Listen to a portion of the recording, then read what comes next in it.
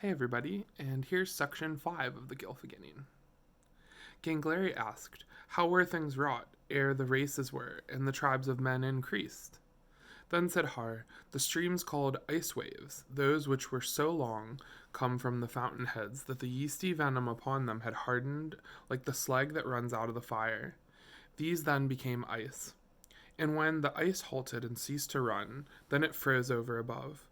But the drizzling rain that rose from the venom congealed to rime, and the rime increased, frost over frost, each over the other, even into Gnungagap, the yawning void. Then spoke Janhar. Gnungagap, which faced toward the northern quarter, became filled with heaviness, and masses of ice and rime, and from within drizzling rain and gusts. But the southern part of the yawning void was lighted by those sparks and glowing masses which flew out of Muspelheim. And Thridi said, just as cold arose out of Niflheim and all terrible things, so also that looked toward Muspelheim became hot and glowing.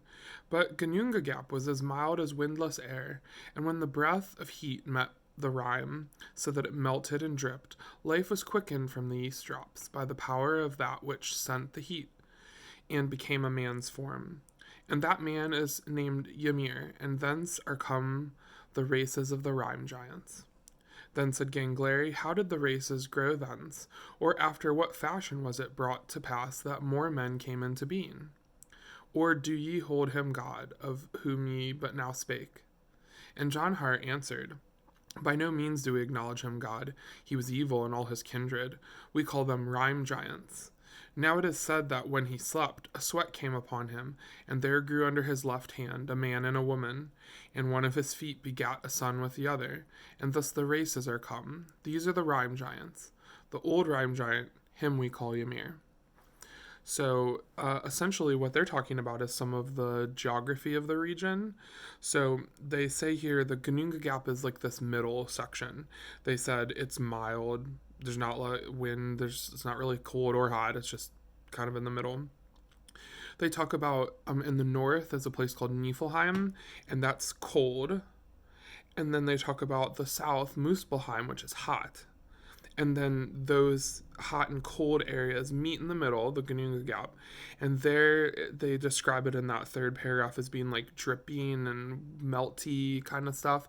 And there, from that, formed a man called Ymir, and they call him a frost giant or a rime giant.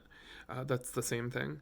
And then they just discuss how he's not a god to them. He just created people. If you caught that weird thing right at the end about how a man and a woman came just into existence from under his left hand, and then his feet slept with each other. They begat a son with the other, and then suddenly now there's frost giants, rime giants, and just the very first one is called Ymir.